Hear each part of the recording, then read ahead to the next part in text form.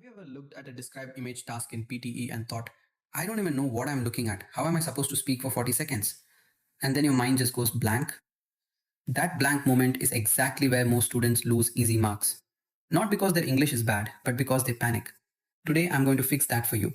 By the end of this, you'll have a simple system that works for any image, even if you don't fully understand it. Bar charts, maps, tables, weird diagrams, everything. And here's the truth most students don't realize. In Describe Image, you're not being tested on accuracy. You're being tested on fluency and structure. If you can speak smoothly, you're already halfway to a high score. Let's start with the biggest mindset shift. You do not need to describe every detail. That's the mistake students make again and again. They try to explain everything and then they stop, pause, and lose fluency.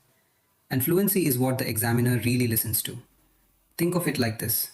Imagine you are telling your friend about a picture you saw on Instagram. You don't analyze every pixel. You just give a simple overview.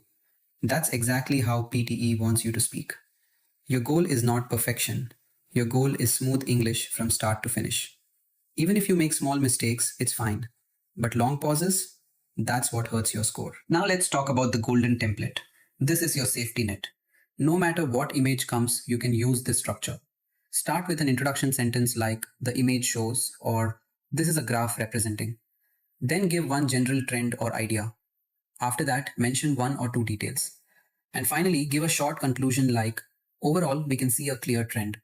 That's it. Simple and powerful. Why does this work?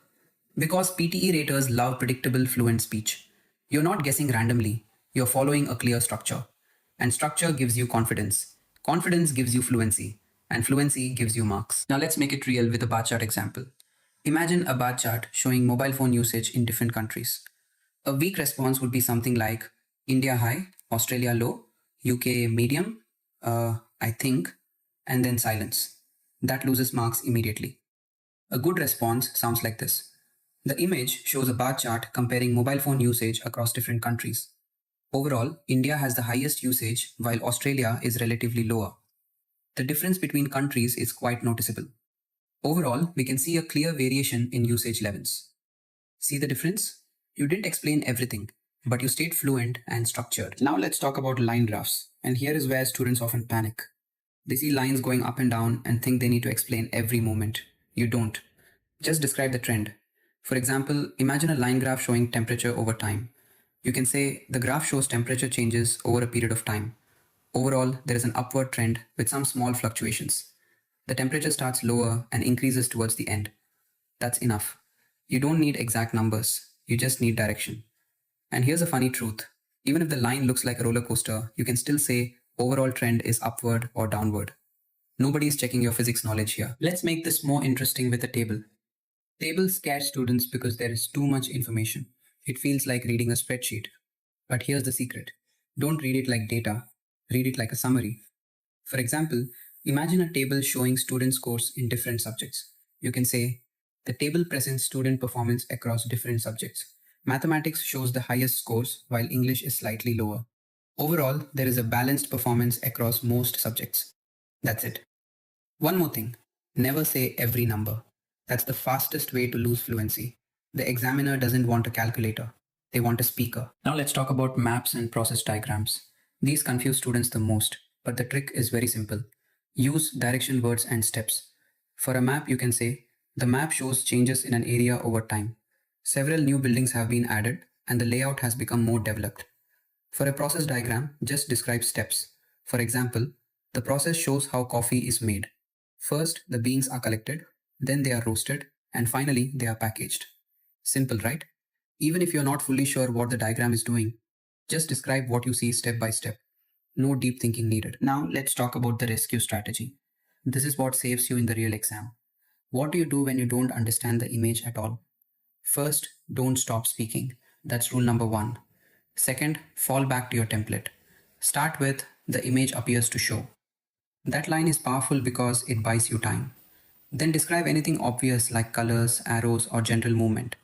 Even if you're wrong, it doesn't matter. Fluency is still working in your favor. I once had a student describe a medical diagram as some kind of science process involving steps and connections. It wasn't perfect, but they still got a good score because they spoke smoothly without stopping. Now let's clear up a big misconception. Many students think they must sound like experts or use difficult vocabulary. That's not true.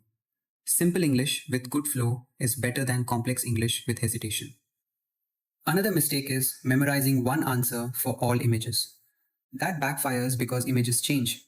Instead, memorize your structure, not your sentences. Also, avoid long pauses like hmm, because that signals low fluency. If you need thinking time, use fillers naturally, like the image shows or overall we can see. These keep you safe and fluent at the same time. Let's wrap everything up. In Describe Image, your success depends on one thing: structured fluency. Not perfection, not deep analysis, just smooth speaking using a simple template. Start with an introduction, give one or two key points, and finish with an overall summary. That's your formula. Whether it's a bar chart, line graph, map, table, or a confusing diagram, your job stays the same. And here's your action step: practice 10 different images using this exact structure. Record yourself, listen back, and focus only on fluency, not accuracy. If you do this consistently, your score will improve much faster than you expect.